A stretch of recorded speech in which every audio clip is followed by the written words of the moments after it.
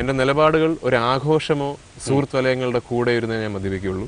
ഞാൻ ഒറ്റയ്ക്കിരുന്ന് മദ്യപിക്കാറില്ല. മദ്യപിച്ച് മതോന്മത്തനായി പ്രത്യേക തെരുവിൽ ആളുകൾ കാണേണ്ടി വരുമോ? അതാ പറയാൻ വന്നത്. മദ്യപിക്കുന്നതിന് ഒരു അളവ് വേണം.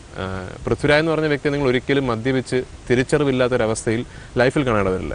അത് എന്ത് ദുഃഖത്തിനാണെങ്കിലും സന്തോഷത്തിനാണെങ്കിലും. ഞാൻ ചില കാര്യത്തിലൊക്കെ എങ്കിലും പൃഥ്വി അങ്ങനെ ഒരു മുൻ തീരുമാനമില്ലാതെ നീങ്ങുന്ന മനസ്സിൽ തോന്നുന്നു പറയാം, ഇങ്ങനെയൊക്കെ ഒരാളായിട്ടാണ് ഞാൻ കണ്ടിട്ടുള്ളത്. പക്ഷേ മദ്യപാനത്തിന്റെ കാര്യത്തിൽ മാത്രം ഒരു കർക്കശക്കാരനാവാൻ കാര്യം എന്താ വെച്ചാൽ എന്റെ ഏറ്റവും വലിയ ആസറ്റ് എന്ന് പറഞ്ഞാൽ എന്റെ കൺട്രോളാണ്.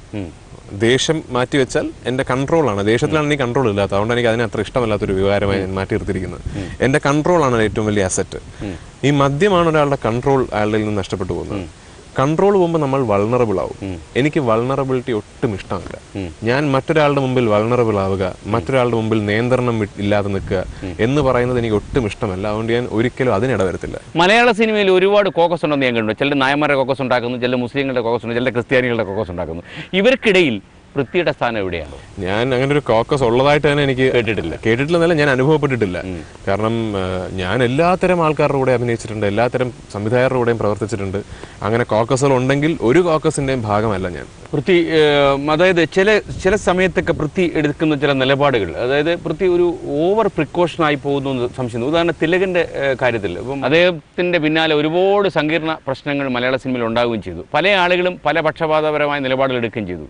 ആദ്യ സമയത്തൊക്കെ തിലകന്റെ നിലപാടുകളെ പൃഥ്വി അനുകൂലിച്ചു. എന്നാൽ കുറച്ച് കഴിയുമ്പം ഒരു അർത്ഥവത്തായ മൗനം പൃഥ്വിയിലുണ്ട്. പൃഥ്വി പറയുന്നില്ല. ഇല്ല, എന്നോട് ആരും ചോദിച്ചിട്ടില്ല. അതുകൊണ്ട് പറയുന്നതാണ്. അല്ല, ഇത് ആർക്ക് അനുകൂലം എന്നുള്ളതല്ല, ഇത് നമ്മൾ ഇപ്പൊ ഇങ്ങനെ ഒരു, അതായത് ഇപ്പം നടൻ എന്നുള്ള നിലയിൽ ഞാൻ എന്റെ അഭിപ്രായം എന്ന് വെച്ചാൽ ഇതാണ്. ഇപ്പൊ തിലകൻ എന്ന് പറയുന്ന നടന് സംഘടിതമായി ഒരു സംഘടന തൊഴിലവകാശം ലംഘിച്ചിട്ടുണ്ടെങ്കിൽ 100% തെറ്റാണ്, ശിക്ഷാർഹമാണ്. ഒരു പൗരനും അയാളുടെ തൊഴിൽ മേഖലയിൽ തൊഴിൽ നിഷേധിക്കാൻ ആർക്കും അവകാശമില്ല. അതിന്റെ മറുവശം, ഒരു സംവിധായകന് അല്ലെങ്കിൽ ഒരു തിരക്കഥാകൃത്തിന് തിലകൻ എന്ന് പറഞ്ഞ നടന്റെ കൂടെ പ്രവർത്തിക്കാൻ ഇഷ്ടമല്ലെങ്കിൽ നിങ്ങൾ അയാളെ സിനിമയിൽ ഇട്ടേ പറ്റൂ എന്ന് പറയാൻ ആർക്കും അവകാശമില്ല. അപ്പൊ അത് ഒരു സംഘടന എന്നുള്ളത് ഞാൻ പറഞ്ഞു വന്നു. തിലകൻ സാറിന്റെ പ്രശ്നം എന്റെ അറിവിൽ ഒരു സംഘടന എന്നുള്ളതിലുപരി വ്യക്തിപരമായ പ്രശ്നമാണ്. ഒരുപാട് ആൾക്കാർക്ക് വ്യക്തിപരമായി തിലകൻ സാറിനോട് ബുദ്ധിമുട്ടുണ്ട്. അദ്ദേഹം അവരുടെ സിനിമയിൽ അഭിനയിക്കുന്നതിനോട് ഭയങ്കരമായ ബുദ്ധിമുട്ട് വ്യക്തിപരമായുണ്ട്. അത് നമ്മൾ മനസ്സിലാക്കണം. ഇപ്പോൾ ഉദാഹരണത്തിന് ഒരു നായക നടന് തിലകൻ സാറിനോടൊപ്പം അഭിനയിക്കാൻ വ്യക്തിപരമായ ബുദ്ധിമുട്ടുണ്ടെങ്കിൽ അയാൾ ആ ഡയറക്ടറോട് പറയാണ്, തിലകൻ സാറ് അഭിനയിക്കാൻ എനിക്ക് ബുദ്ധിമുട്ടുണ്ട്, ഞാൻ ഈ സിനിമയിൽ അഭിനയിക്കണമെങ്കിൽ തിലകൻ സാറ് ഉണ്ടായാൽ പറ്റില്ല എന്നയാൾ. ഇപ്പോൾ എൻ്റെ ബദ്ധ ശത്രുവായ ആളുടെ കൂടെ എനിക്ക് പ്രവർത്തിക്കാൻ എനിക്ക് പറ്റില്ല. അത് ഒരാൾ അഭിപ്രായപ്പെടുന്ന നമുക്ക് എങ്ങനെ കുറ്റം പറയാൻ പറ്റുന്നത്? പക്ഷേ ഒരു സംഘടന തൊഴിൽ നിഷേധമല്ലേ? അല്ല, തൊഴിൽ നിഷേധം അത് വ്യക്തിപരമായി നമുക്ക് അങ്ങനെ പറയാം. ഇപ്പൊ എനിക്ക് സാറിന് ഇഷ്ടമല്ലെങ്കിൽ എനിക്ക് ഏഷ്യാനെറ്റ് വിളിച്ച് പറയാം, ഞാൻ ഇന്റർവ്യൂവിന് വരാം, പക്ഷേ ശ്രീകണ്ഠൻ നായർ ഇന്റർവ്യൂ ആണെങ്കിൽ ഞാൻ ഇന്റർവ്യൂ തരില്ല എന്ന് പറയാനുള്ള എല്ലാ അവകാശവും എനിക്കുണ്ട്. അത് തൊഴിൽ അവകാശപ്പെടാൻ പറ്റില്ല. അതൊരു വ്യക്തിപരമായ വ്യക്തിപരമായ നിലപാടാണ്. അപ്പൊ അങ്ങനെ തിലകൻ സാറിനെതിരെ വ്യക്തിപരമായ നിലപാട് ഓരോരുത്തർ എടുക്കുന്നതിന് നമുക്ക് എന്ത് അഭിപ്രായം പറയാൻ പറ്റില്ല. അവരുടെ പേഴ്സണൽ കാര്യമാണ്, നമുക്ക് അതിനകത്ത് ഇടപെടാൻ പറ്റില്ല.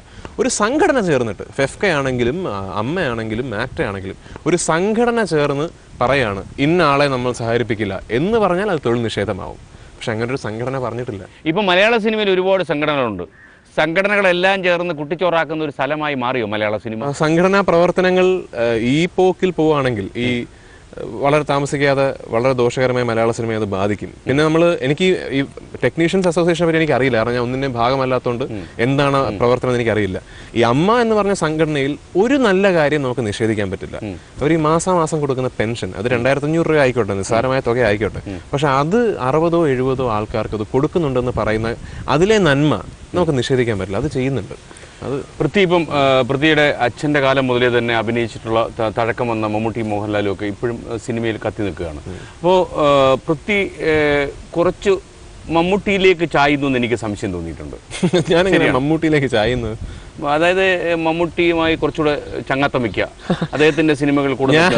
ഞാൻ ആദ്യം ഇവർ രണ്ടുപേരിലും ഞാൻ ആദ്യം കമ്മിറ്റ് ചെയ്തത് അത്രേ ഉള്ളൂ. അല്ല, ആദ്യം കമ്മിറ്റ് ചെയ്തത് ലാലേട്ടനായിട്ടുള്ള സിനിമയാണ്.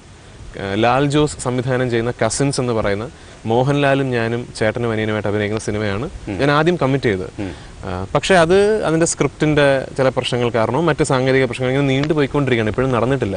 അത് ഞാൻ ലാൽ ജോസിനോട് ഞാൻ പറയും, മോഹൻലാൽ പറയുന്ന ഡേറ്റ് ലാലേട്ടൻ പറയുന്ന സമയത്ത് ഞാൻ ഇത് വന്ന് അഭിനയിക്കും എന്ന് ഞാൻ ലാൽ ജോസിനോടും ലാലേട്ടനോടും ആന്റണി പെരുമ്പാവൂരിനോടും ഒക്കെ ഞാൻ പറഞ്ഞിട്ടുണ്ട്. ഈ ഞാൻ പറഞ്ഞു തന്നില്ല, ഈ നേരെ മറിച്ച് വളരെ പെട്ടെന്ന് എനിക്കൊരു ക്ഷണം കിട്ടിയ പ്രോജക്റ്റാണ് പോക്കിരി രാജ. അപ്പോൾ അതിൽ മമ്മൂക്കയാണ് ഒരു താല്പര്യം പറഞ്ഞത്, ഇന്ന ഈ കഥാപാത്രം പൃഥ്വിരാജ് ചെയ്താൽ നന്നായിരിക്കും എന്ന് പറഞ്ഞ് എന്നോട് ആ സിനിമയുടെ കഥ വന്ന് പറഞ്ഞു. അതൊരു ഉദാർത്ഥമായ സിനിമയൊന്നുമല്ല, പക്ഷെ ഓരോ സിനിമകൾക്കും ഓരോ ഉദ്ദേശമുണ്ട്. ആ സിനിമയുടെ ഉദ്ദേശം ഒരു ഭയങ്കര വലിയ കമേഴ്ഷ്യൽ എക്സ്ട്രാവാഗൻസ് തിയേറ്ററിൽ കൊണ്ടുവരിക, പ്രേക്ഷകരെ അങ്ങോട്ട് കൊണ്ടുവന്നൊരു വലിയ ആഘോഷം ഉണ്ടാക്കുക എന്ന ഒറ്റ ഉദ്ദേശത്തോടു കൂടി എഴുതി നിർമ്മിക്കപ്പെട്ട സിനിമയാണ്. ആ ഉദ്ദേശത്തിനത് ഒരു ബ്യൂട്ടിഫുൾ പ്രോജക്റ്റ് ആയിരുന്നു. ഞാൻ ഓക്കെ, ഞാൻ അത് കമ്മിറ്റ് ചെയ്തു, ഞാൻ ചെയ്തു. അല്ല, എനിക്ക് മമ്മൂട്ടി, മോഹൻലാൽ ഇതൊന്നും അല്ല എൻ്റെ പ്രശ്നം. സിനിമ, ആ സിനിമയുടെ മീൻസ് എന്തിനാ സിനിമ തിയേറ്ററിൽ എത്തണം, ആ സിനിമയിൽ ഞാൻ എന്തിനു വേണം, ഇത്രേ ഉള്ളൂ എനിക്ക്. അല്ല, അതിൽ ഞാൻ മമ്മൂട്ടിയോട് അഭിനയിക്കുന്നോ മോഹൻലാലോട് അഭിനയിക്കുന്നോ ഞാൻ ആരോട് അഭിനയിച്ചാൽ എനിക്കത് ഒരു ഇഷ്യൂ അല്ല. പൃഥ്വി ഒരു സ്ക്രിപ്റ്റ് കേട്ടു, പൃഥ്വിക്ക് സിനിമ ചെയ്യാൻ പറ്റിയില്ല. പൃഥ്വി ഈ കഥ ആരോടെല്ലാം പറയുമോ? പൃഥ്വി ഒരു സ്വകാര്യം, കല്യാണം കഴിക്കുകയാണെങ്കിൽ അത് മലയാള സിനിമയിൽ നിന്നാവൂ.